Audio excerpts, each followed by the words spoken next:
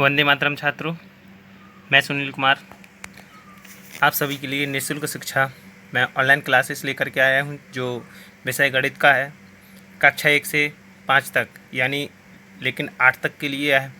बहुत ही महत्वपूर्ण विषय रहेगा और ये अच्छे प्रश्न रहेंगे जो आपको आगे मदद देने योग्य होंगे, क्योंकि बूंद बूंद से घड़ा भरता है।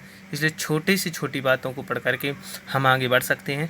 तो लीजिए, ये आपके लिए छोटी सी बातें। पहले अगर हमारे चैनल पर पहली बार आए हैं तो लाइक एवं सब्सक्राइब कर दीजिए, ताकि हम जो भी वीडियो बनाएं आप तक जल्दी से जल्दी पहुंच सकें। आप लोग हमारी वीडियो को हर एक दिन प्रत्येक दिन देखेंगे, ठीक है, ताकि आप उसका लाभ ले सकें। लाइन से आपको पढ़ाया जाएगा, इसलिए रोज़ के रोज़ इसको देखेंगे। तो हम देखते हैं, अपने पहले प्रश्न पर आते हैं, जो हमारे लिए हर प्रत्येक बड़े सवालों के लिए करने के लिए हमें छोटी छोटी बातों का ध्यान देना चाहिए। अगर हमें सवाल को विभाजित करना है तो किस प्रकार से हम करेंगे, तो इसका हमें ध्यान देना होगा। ठीक है छात्रों, तो अब हमारा जो पहला सवाल है, अब हम पहला सवाल देखेंगे अपना। ठीक है, सम संख्या किसे कहते हैं? क्या है? सम संख्या किसे कहते हैं? तो इसका आंसर है, इसकी परिभाषा है। इस परिभाषाओं को हम पढ़ेंगे और हमेशा याद रखेंगे। जो संख्या 2 से विभाजित हो जाती है उसे सम संख्या कहते हैं। ठीक है, जैसे 2, 4, 6, 8, 10, 12, 14।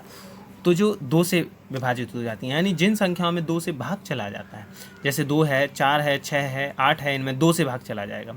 ठीक है छात्रों, तो ये संख्याएं कहलाएंगी सम संख्या। अब हम देखेंगे बड़ी संख्या है जैसे, तो उस बड़ी संख्याओं को हम कैसे करेंगे। तो हम देख लेंगे, जैसे कोई संख्या है, ठीक है, तो ये संख्या है 253, ठीक है, और 4216, 1957। तो हम देखेंगे इन बड़ी संख्याओं को कैसे करेंगे हम, कि ये सम है। तो हमें कुछ नहीं करना है, पीछे वाला अंक देखना है। ठीक है, क्या देखेंगे? पीछे वाला अंक। अगर पीछे वाला अंक सम है तो वह पूरी संख्या सम होगी, अगर पीछे वाला विषम है तो वह पूरी संख्या विषम होगी। देखेंगे हम इसका कौन सा विषम है। पीछे का अंक जो 3 है वो क्या है? विषम है। तो ये पूरी की पूरी संख्या होगी 253 विषम। ये 4216 है, जो ये पीछे का अंक है सम, तो ये पूरी 4216 होगी सम। अब ऐसे देखेंगे 1957 में इसका जो ये 7 है, ये 7 कैसा है? विषम। तो ये पूरी संख्या कैसी होगी छात्रों? विषम होगी। ठीक है, तो हम समझे सम और विषम को। हमें कोई बड़ी से बड़ी संख्या है तो उसके पीछे वाला अंक देखना है। अगर पीछे वाला अंक 2, 4, ठीक है, 0, 2, 4, 6, 8, ये अगर है तो मानेंगे हम वह संख्या सम है। अब आते हैं हम विषम पर। तो विषम संख्या किसे कहते हैं? जो संख्या 2 से विभाजित नहीं होती हैं। ठीक है, तो जो संख्या 2 से विभाजित नहीं होती हैं उसे हम विषम संख्या कहते हैं। जैसे 3, 5, 7, 9, 11, 13। ठीक है, ये संख्याएं कहलाएंगी विषम, क्योंकि इन संख्याओं में 2 से भाग जाता नहीं है।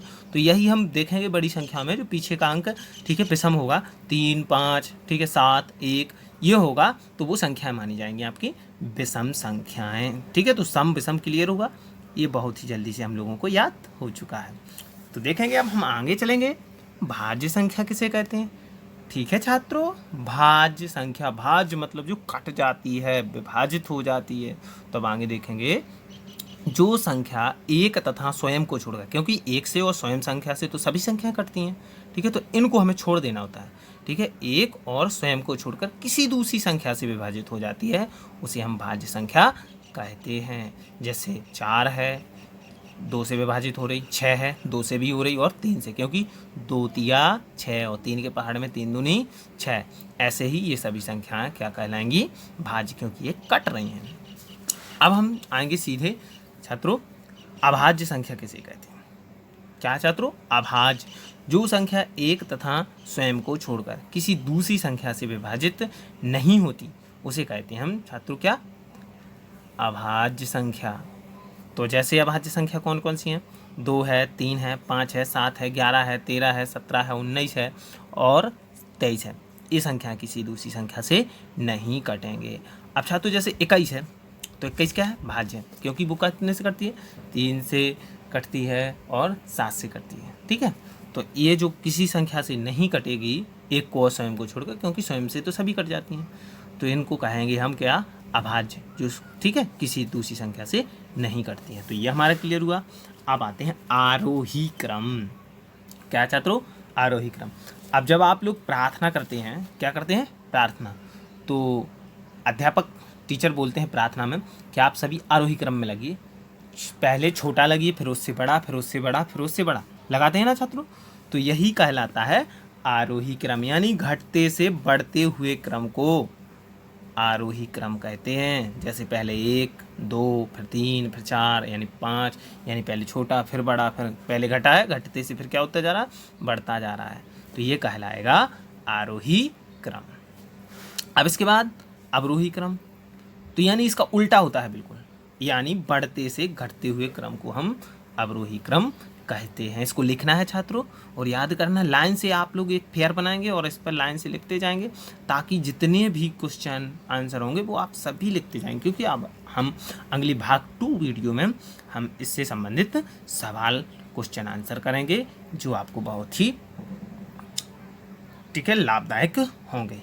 तो अवरोही क्रम, बढ़ते से घटते हुए क्रम को अवरोही क्रम कहते हैं। जैसे 12 से फिर घटता जा रहा है, 11 से फिर घटता जा रहा है, 10 से 9, 9 से 8, 8 से 7, 6, 5, ऐसे ही घटता जाएगा, तो वो कहलाएगा अवरोही क्रम। तो छात्रों, पहले आप हमारे चैनल को सब्सक्राइब कर दीजिए, जल्दी से घंटी दबा दीजिएगा, ताकि जो भी हम वीडियो बनाएंगे आप तक जल्दी से जल्दी पहुंच सके। तो नमस्ते छात्रों, अब हम अगली वीडियो लेके आएंगे भाग 2, उसको भी देखना है, जो इससे संबंधित उसमें क्वेश्चन आंसर होंगे।